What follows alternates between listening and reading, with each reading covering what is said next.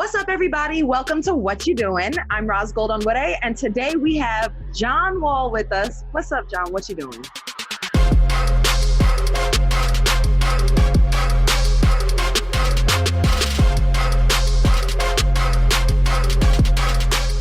What a year. I mean, what a year. He's talking, how weird is this whole everything, the pandemic, the unrest in America, the NBA bubble, what we all going through in our personal lives. Like, how weird is this year? At the end of the day, people don't understand we all got our own problems at home, our own difficult problems we deal with. And then you have David Stern passing away. You have Kobe. Everybody know how hard that hit. You have Pop Smoke that passed away. You have all the hit COVID-19. You have all these difficult things that's going on. It's frustrating. It's probably the toughest year ever in history.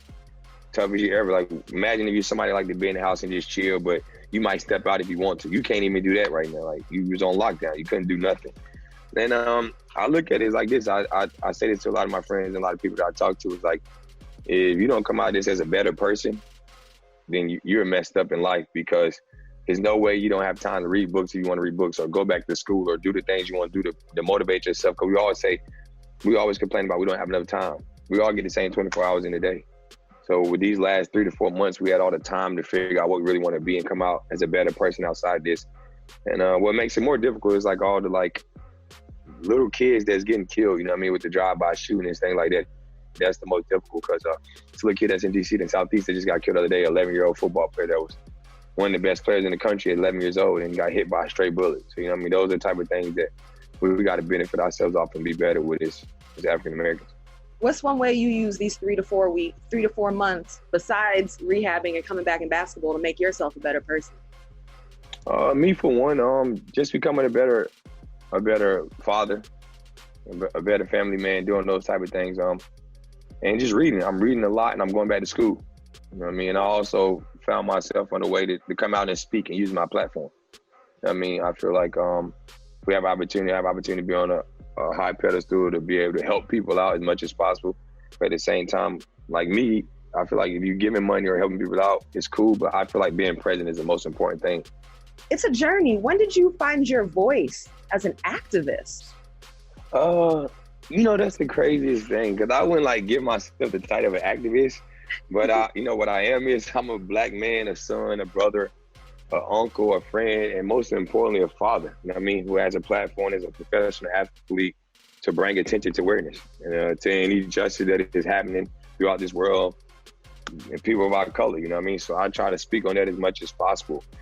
And I think with all the good that's going on for the NBA to get back to playing and things like that, I hope that we can still even better find ourselves to continue the issue up front, you know what I mean, to continue to talk about this and continue to know what's going on.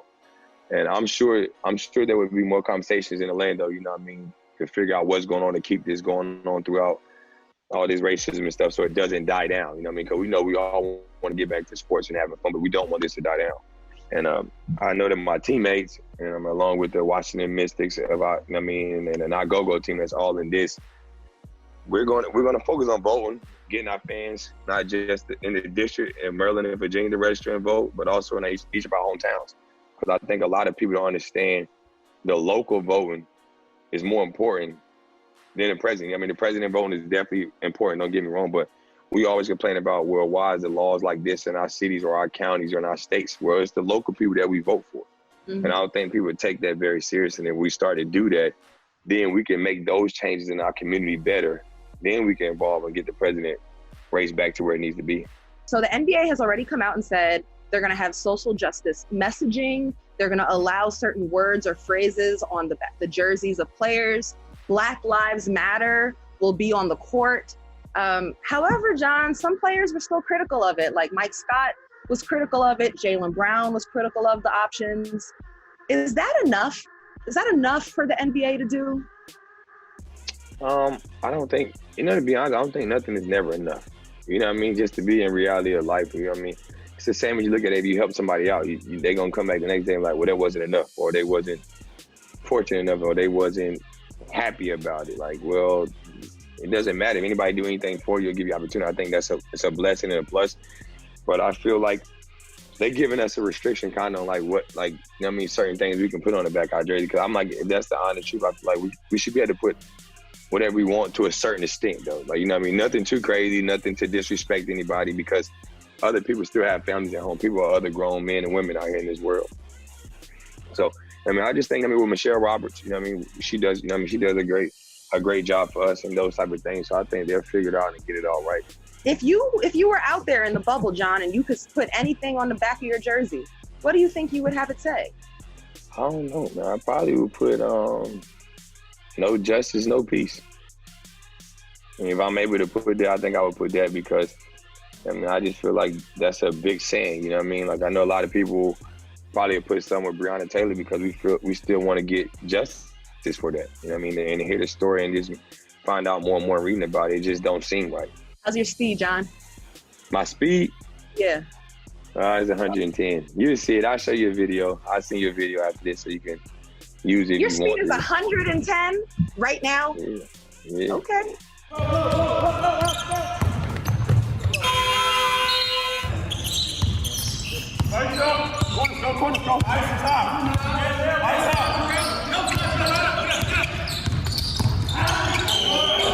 All right, so let's get right into the bubble, man. The latest news recently for the Wizards, they're heading to the bubble. You won't be there, and now Bradley Beal won't be there. He's got a shoulder injury. He's going to tend to that. What's your immediate reaction to no Brad Beal for the Wizards? Oh, that's tough. You know what I mean? That was our leader. You know what I mean? This whole season, the season he's having was an all-star season, an all-NBA season, averaging 30 points, and just the way he's developed his game over the last couple of years has been amazing for me. And that's something I can't wait to get back to be his backcourt mate and play with him. But it's devastating, you know what I mean? Because I know how much he wants to be out there, how much he fights, how much he plays through injuries if he have to. And he definitely want to be out there to get himself a chance to fight for a playoff spot, because that's, listen to his interviews, what he talked about all season is, I want to be a playoff team. You know what I mean? No matter if John's not playing or not, we still have a goal, and I still have a goal for myself. So that's tough, but it's a great opportunity for our young guys, I think. I mean, our young guys go out there and compete, get better, and develop their game. And you never know what can happen, because nobody's really been playing basketball. We don't know how guys are in the greatest shape or not. Mm-hmm. And no home court advantage. We're playing in a ballroom or whatever they're playing in. Like, you just got to go play basketball. There's no John Wall. There's no Bradley Beal. There's no Bertans. Like, no, that's a big difference. Like, I mean, that's what's a reasonable goal? What's a reasonable goal for what should the Wizards be trying to accomplish in Orlando without three huge pieces right now? Well, I know the guys on my team, and with us not being there, I know they're gonna go out there and compete. At the end of the day, I feel like you lace your shoes up just like I lace my shoes up. You know what I mean? The same way you get your hair done, I get my hair cut, you get your hair done. So no matter, you never know what can happen, man. Like, you see some of the craziest games, like, how did we beat this team with our best two players out? Because when you look across the board, you're like, okay, well, Brad's not here, John's not here all year, and then Bertan's out. But we ain't got to take them serious. It's going to be a cakewalk. Now you around, look at it in the fourth quarter, your 2-point game, and with a minute to go, and you're in a dogfight. So I know that the heart and the competitive nation that the guys on our team have, they're going to go out there and compete. So if you think about the time off, the 4 months, OKC was grooving. Then this 4 months, it gave, you mentioned the Portland Trailblazers a chance to get healthy, Clippers could get healthy, Raptors could get healthy, LeBron got rest. Like, which team do you think benefited the most from the time off? To me, I would say the Clippers, you know what I mean? Because Kawhi wasn't playing back-to-back, getting his rest. And then Paul George, we got to understand, Paul George had 2 shoulder surgeries last summer. So he was coming back off that and trying to find a groove of not restructuring and messing up. So I feel like the Clippers got the most.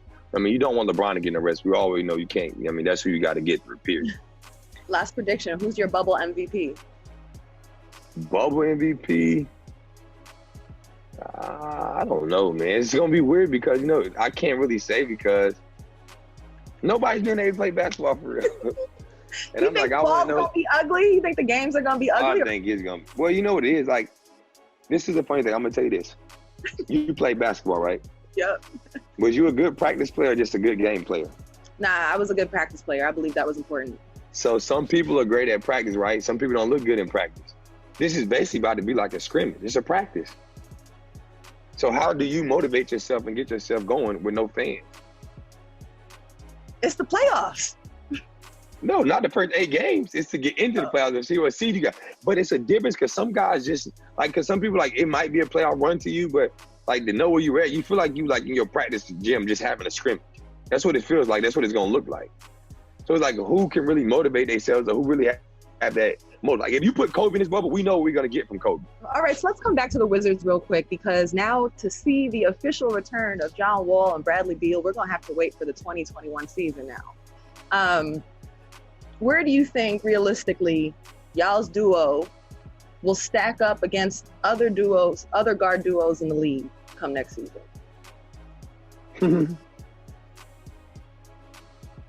Good for you. Boring. I'm always gonna say that because I know like the way I was playing before I got injured, it was at a high level, and I'm coming back at that level even better. And the level that Brad has at now is gonna be scary. And then just look how the NBA is. There's a lot more spacing now. It's a lot of switching 1 through 5. I mean, there's a lot of just if you can score, go score.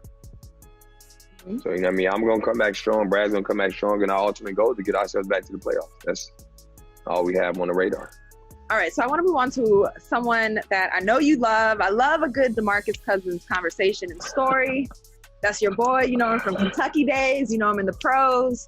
I've enjoyed getting to know DeMarcus, you know, when he was at the Olympics in Rio and the Warriors. Can you tell me of a time when DeMarcus Cousins earned your loyalty and respect? So we was 13, right? Playing nationals in Michigan. I didn't know him. I knew who he was, though, but he didn't know me. We're playing. We play each other. They beat us. I dunked on his homeboys. Homeboys mad at me, wanting to fight me, whatever. DeMarcus stopped it, whatever. And after the game, DeMarcus, like, asked my sister, homeboy, asked could he braid her hair or something like that. I'm like, hell no, she can't braid his hair. Like, y'all just beat us. I don't know y'all can't braid hair. So me and him started being cool. And then we went to LeBron camp. LeBron James had his skills academy, went to the camp.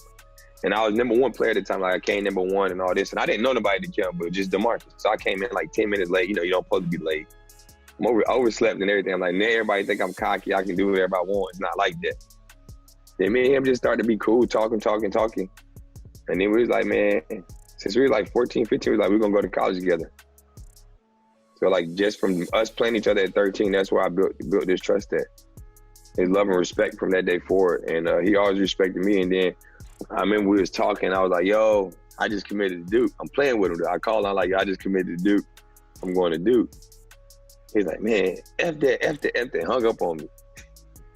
So we were supposed to go to college together. He didn't want to go to Duke, I don't think. So he hung up on me. I called him back like, bro, I'm just playing with you, bro. Just playing. Yeah. And he's like, we're going to go to Memphis together. So we about to go to Memphis. And then we end up going to Kentucky together. And we was roommates. Okay. What kind of roommate was DeMarcus? So DeMarcus is the biggest soft teddy bear I've ever seen. He has the most slow jam songs ever on his computer, ever. So me, I'm a snack man. I love all the snacks and I love sneakers. So my mom brought me all these snacks. He was eating all my snacks, bro. Like literally eating all my snacks the first couple weeks of school. I'm getting mad.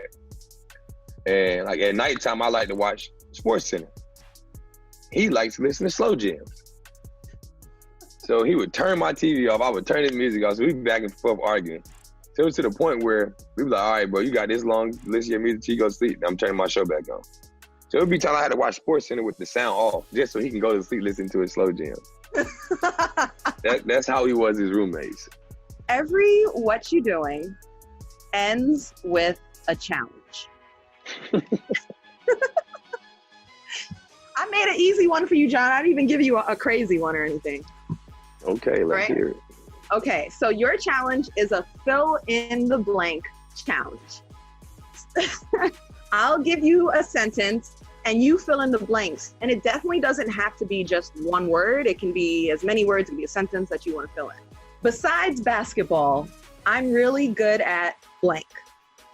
Besides basketball, I'm really good at bowling. I try to go 3 or 4 times a week. I love shooting pool.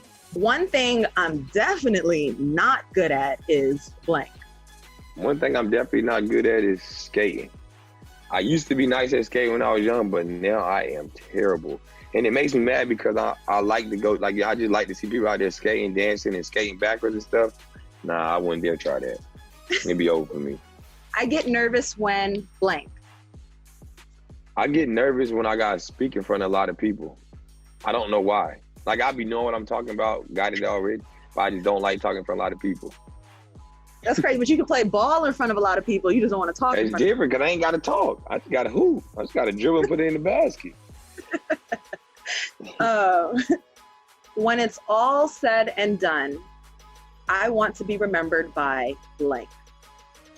When it's all said, that I want to be remembered by being a great basketball player, but also as a great person. And I definitely want to be remembered, and my legacy is what I did in the community.